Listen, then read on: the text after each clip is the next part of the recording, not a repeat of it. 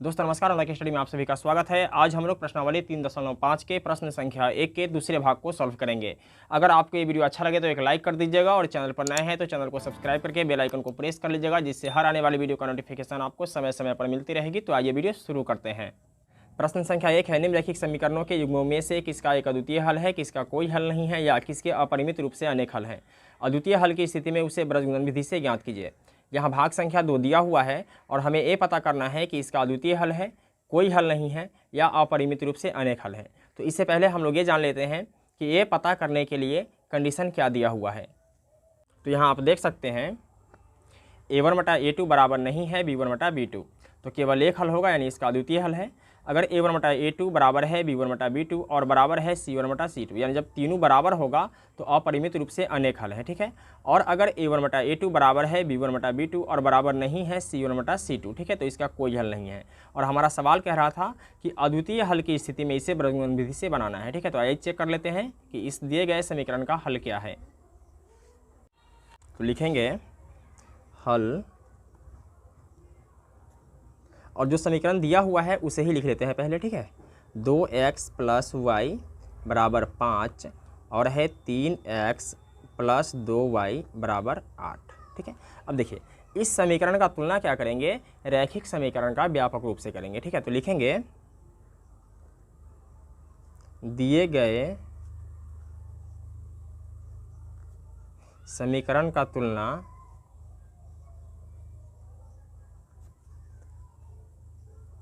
व्यापक रैखिक समीकरण युग्म से करने पर। तो ये व्यापक रैखिक समीकरण युग्म क्या होता है, इसको समझिए। ax + by + c बराबर 0, फिर ax + by + c बराबर 0। ऊपर के सब में एक एक लिखेंगे, जैसे 1 1 1, ठीक है, और नीचे वाले में 2 2 लिखेंगे, ठीक है। अब यहाँ समझिए, और यहाँ बराबर के बाद 0 है और बराबर से पहले 3 पद है, और यहाँ क्या है, बराबर से पहले 2 पद है, यानी बराबर के बाद जो पद है इस पद को भी हमें बराबर से पहले लाना है, ठीक है। तो लिखेंगे 2x + y और बराबर के बाद +5 है, तो क्या करेंगे, बराबर से पहले कर लेंगे, तो क्या हो जाएगा -5। अब लिखेंगे बराबर 0, ठीक है। ये समीकरण 1 है। और ये क्या है, 3x + 2y और बराबर के बाद +8 है, तो इसको बराबर से पहले करेंगे तो ये हो जाएगा -8 बराबर 0। ये हो जाएगा समीकरण 2। अब यहाँ a1 बराबर b1 बराबर c1 बराबर a2 बराबर b2 बराबर c2 बराबर, देखिए x के जगह पर क्या है, x है, और a1 के जगह पर क्या है, 2 है, ठीक है। तो a1 का मान क्या हो जाएगा, 2, ठीक है। b1 y है, ठीक है, y के जगह पर y है और b1 के जगह पर कुछ नहीं है, तो लिखेंगे 1, ठीक है, और यहाँ भी लिख लेंगे 1। और यहाँ है c1, ठीक है, तो हमें लिखना है c1 का मान, ठीक है। तो c1 का मान क्या है, -5, ये चिन्ह सहित होगा, लिख लेंगे -5। इसके बाद है a2, तो a2 यहाँ है और इसके साथ x लगा हुआ है, तो x के जगह पर x है, ठीक है। तो a2 का मान क्या है, 3। b2, देखिए b2 की जगह पर क्या है, 2 और y के जगह पर y है, यानी y के जगह पर y है और b2 की जगह पर क्या है, 2 है, तो लिखेंगे 2। इसके बाद है c2 का मान क्या है, -8, तो लिखेंगे -8। अब इसके बाद इसका अनुपात ज्ञात करेंगे, तो लिखेंगे a1/a2 बराबर क्या है, a1 का मान 2 है और a2 का मान 3 है, ठीक है। इसके बाद b1/b2 कितना है, 1/2। देखिए a1/a2 का मान 2/3 है और b1/b2 का मान है 1/2, ठीक है। यानी a1/a2 और b1/b2 इसका मान दोनों बराबर नहीं है, तो लिखेंगे a1/a2 बराबर नहीं है b1/b2 के, ठीक है।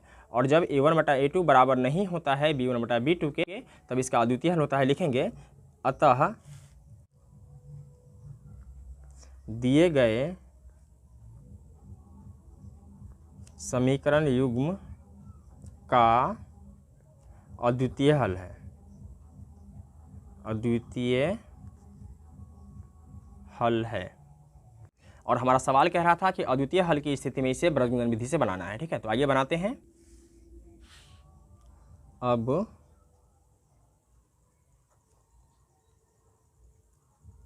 वज्रगुणन विधि से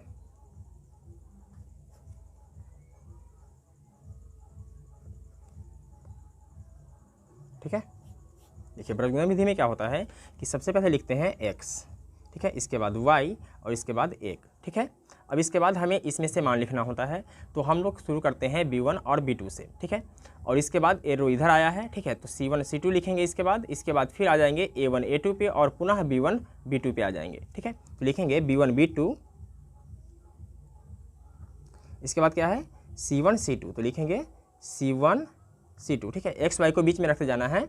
इसके बाद आ जाएंगे a1 a2 पे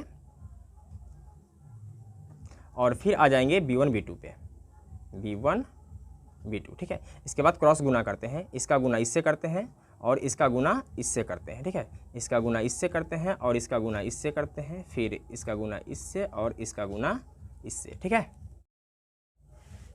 देखिए x, ठीक है, बटा देंगे c2, तो लिखेंगे b1 गुने c2। ठीक है, और बीच में माइनस का साइन होता है, ध्यान रखिएगा, घेरेंगे इसको। इसके बाद है b2 c1, तो लिखेंगे b2 गुने c1। ठीक है, बराबर का साइन देंगे। इसके बाद क्या है y, तो लिखेंगे y बटा क्या है c1 a2, तो लिखेंगे c1 गुने a2, माइनस का साइन देंगे। इसके बाद क्या है c2 गुने a1, तो लिखेंगे c2 गुने a1, बराबर का साइन देंगे। इसके बाद क्या है a1 b2, तो लिखेंगे एक a1 गुने b2 माइनस a2 गुने b1, तो लिखेंगे a2 गुने b1। इस मान को यहाँ लिखना है। ठीक है, यहाँ लिखना है क्या है b1 गुने c2, लिखेंगे x बटा b1 गुने c2। देख लेते हैं b1 का मान कितना है। b1 का मान है 1 और c2 का मान है -8, तो लिखेंगे 1 गुने -8। ठीक है, और इस माइनस के साइन को यहाँ लिखेंगे। इसके बाद घेरेंगे क्या है b2 गुने c1, तो लिखेंगे b2 का मान कितना है 2 और c1 का मान है -5, तो लिखेंगे 2 गुने -5। ठीक है, ये काम आप बहुत सावधानी से करेंगे, थोड़ा सा भी अगर आप मिस्टेक करते हैं तो सवाल गलत हो सकता है। ठीक है, बराबर y बटा क्या है c1 गुने a2, तो c1 का मान कितना है -5 और a2 का मान है 3, तो लिखेंगे -5 गुने 3, ये माइनस है इसलिए यहाँ भी माइनस देंगे, c2 गुने a1। ठीक है, देखिए c2 का मान कितना है -8 और a1 का मान है 2, तो -8 गुने 2, फिर बराबर देंगे 1 बटा a1 गुने b2। देखिए a1 का मान कितना है 2 और b2 का मान भी है 2, तो लिखेंगे 2 गुने 2, फिर माइनस का साइन देंगे, घेरेंगे a2 गुने b1, तो a2 का मान कितना है 3 और b1 का मान है 1, तो लिखेंगे 3 गुने 1। देखिए x बटा क्या है 8 एकम 8, क्या हो जाएगा माइनस का 8। ठीक है, माइनस ए वाला और इसके बाद 5 दूना 10, क्या हो जाएगा माइनस का 10।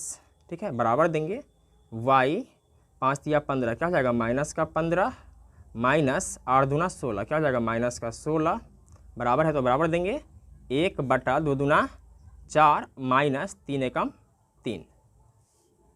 देखिए x है तो x लिखेंगे। ठीक है, माइनस का 8। ठीक है, और बाहर माइनस होता है तो अंदर का साइन चेंज हो जाता है, क्या हो जाएगा प्लस का 10 बराबर y बटा माइनस का 15। ठीक है, बाहर माइनस है तो अंदर का साइन चेंज हो जाएगा, क्या हो जाएगा प्लस का 16 बराबर 1 बटा 4 में से 3 गया तो 1। ठीक है, अब क्या करेंगे इसको, देखिए x बटा माइनस का 8 और प्लस का 10, क्या बचेगा प्लस का 2 बराबर y बटा माइनस का 15 और प्लस का 16, क्या बचेगा प्लस का 1 बराबर 1 बटा 1।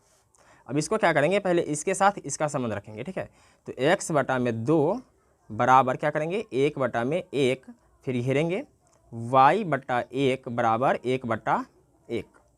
देखिए x एकम x, यहाँ क्रॉस गुना करेंगे, x एकम x बराबर 2 एकम 2 और यहाँ करेंगे y एकम y बराबर 1 एकम 1। ठीक है, यही फाइनल क्या हो जाएगा x और y का मान हो जाएगा। ठीक है, चलिए मैं फिर से आप लोगों को समझा देता हूँ। देखिए सबसे पहले क्या करना है, ब्रजगुणन विधि से, ठीक है। इसके बाद x, y और 1 लिखना है। अब यहाँ मान रखना है, ठीक है, कि मान कैसे रखेंगे इसको समझ लीजिए फिर से। देखिए, सबसे पहले हमें मान रखना है b1 b2 का मान, ठीक है। इसके बाद रखना है c1 c2 का मान, ठीक है। और फिर आ जाना है a1 a2 पे और पुनः चले जाना है b1 b2 पे, यानी बीच से शुरू करते हुए ऐसे करके बढ़ना है और फिर से वापस यहाँ चला आना है, ठीक है। देखिए, इसमें क्या है कि हमने रखा b1 b2, यानी बीच वाले को पहले रखा, इसके बाद में c1 c2 को रखा, इसके बाद क्या रखा a1 a2 को, ठीक है, यहाँ रखा। उसके बाद में फिर आ गए b1 b2 पे, तो यहाँ लिख दिए b1 b2। अब यहाँ क्या करना है, अब यहाँ क्रॉस गुना कर देते हैं। b1 का गुना c2 से हो जाएगा और b2 का गुना c1 से हो जाएगा। इसका गुना इससे, इसका गुना इससे, इसका गुना इससे और इसका गुना इससे हो जाएगा, ठीक है। तो हमने इस तरीके से लिख लिया है, बट क्या करना है कि बीच में आपको माइनस का साइन लगाना है। ओके, कोई दिक्कत? चलिए, नहीं।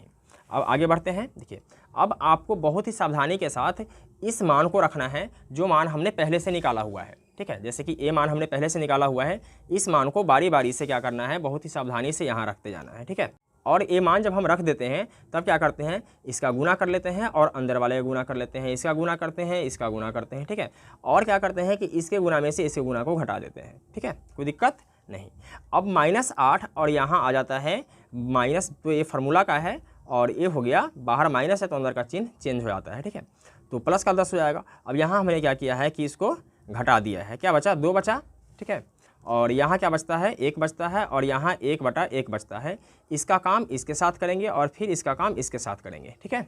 अब देखिए, एक बार हमने इतना बराबर इतना लिख लिया और इतना बराबर इतना लिख लिया, ठीक है। अब यहाँ क्रॉस गुना कर देते हैं, 1 से कम x और 2 एकम 2, y एकम y और 1 एकम 1, ठीक है। तो इस प्रकार से ब्रजगुणन विधि बन जाता है। तो दोस्तों, मैं उम्मीद करता हूँ कि आपको ये वीडियो समझ में आ गया होगा। अगर किसी प्रकार की कोई डाउट हो तो आप हमें कमेंट कर सकते हैं और इससे पहले का वीडियो आप लोगों ने नहीं देखा है तो अनलॉक स्टडी के प्लेलिस्ट में जाकर इससे पहले का सारा वीडियो देख सकते हैं। फिर मिलते हैं एक और वीडियो में, तब तक के लिए जय हिंद।